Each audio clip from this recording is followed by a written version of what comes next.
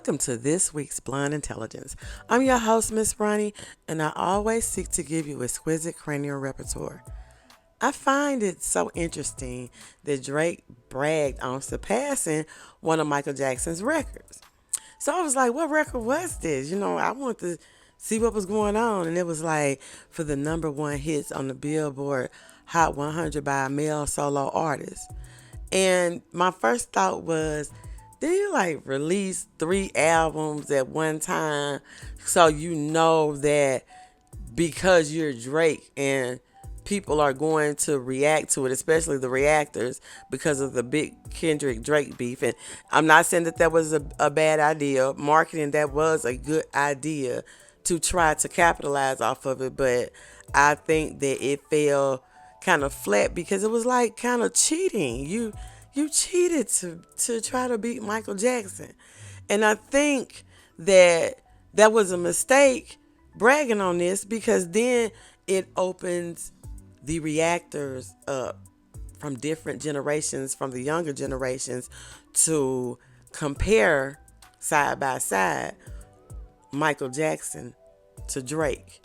And I have been watching the reaction videos. So it's like Michael Jackson is the king of pop. And he is not with us anymore. And he's still the undisputed king of pop.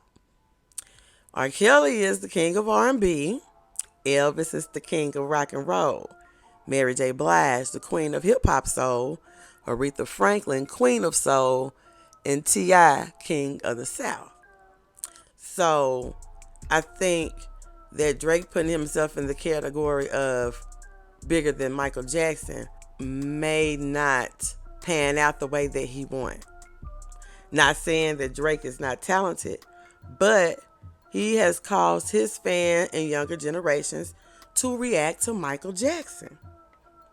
Michael Jackson songs, Michael Jackson videos, his dancing, his voice, his inflections, and they are totally mesmerized as we are over and over again.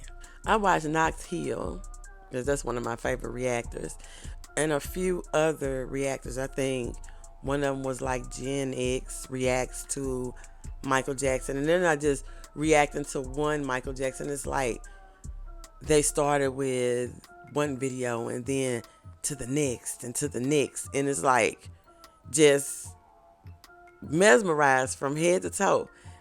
No.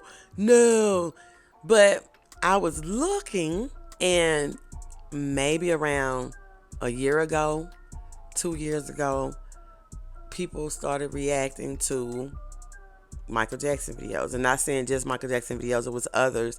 But, reaction videos really started, I would say, gaining more traction since there have been so many hip-hop beefs going on. So I think that social media, and especially the YouTube platform, a major avenue for artists to actually get heard. But I think that with Drake comparing himself to Michael Jackson, he created a magnifying glass on Michael Jackson, on his talents, and it's only based on talents, because these kids don't know about anything else. They're only looking at the talent. And remember, Oprah done an interview with Michael Jackson years ago, and in one segment, Elizabeth Taylor was there, and Oprah was asking her, what would you want people to know about Michael Jackson? And she was like, that he is the greatest of all times, and I don't think people understand what that means. She was like, there's no other like him. And in my daddy words, and I said it before, my daddy said Michael Jackson is ice cold. And that means that he can't be touched at all. I mean, there's no other performer like him in the world. Even the ones that try to imitate him, they do a good rendition of him in certain aspects, but they're not the whole package of everything that Michael Jackson brought to the entertainment world. So I would say that my advice to Drake is to brag on another accomplishment, because reactors are very important, and organically the younger generations are wanting to know about the phenomenon known as Michael Jackson. I watched one reactor, and he was reacting to, I saw several that reacted to Remember the Time. I use Remember the Time as part of mythology in modern media. And these people are reacting to Remember the Time. They're reacting to Thriller. They're reacting to all of those videos. And it's like when they're reacting to these videos and seeing how great he was. And it's like, well, Drake, where do you fit in this category that you feel that you are great as Michael Jackson? But it's like all the things that Michael is known for and that people love about him is like Drake don't do any of those things. And especially to the caliber of Michael Jackson. So I think that might be a double-edged sword. Yeah, I met the criteria of what Michael Jackson did, but I also want you to remember that.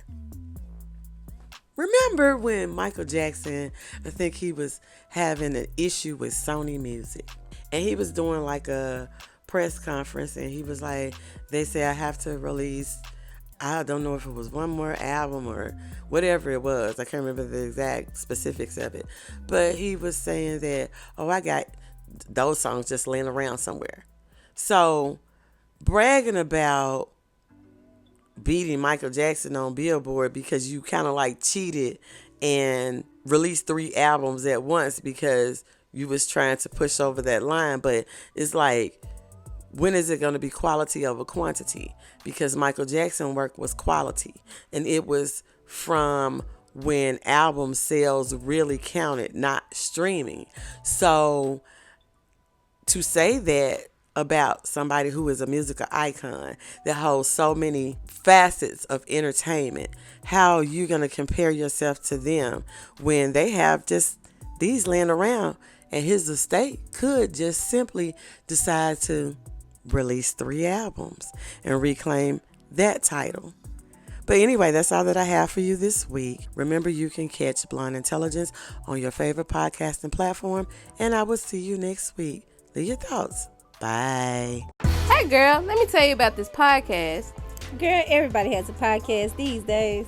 But this one interviews new and interesting indie artists. It's called Indie Artist Music Hustle with Blonde Intelligence. Really? Where can I find it? It's on all podcasting platforms, streams live on social media, and on rpentradio.com. What'd you say it was called again? It's called Indie Artist Music Hustle with Blonde Intelligence. Girl, I'm gonna have to check her out. Give it a check, girl.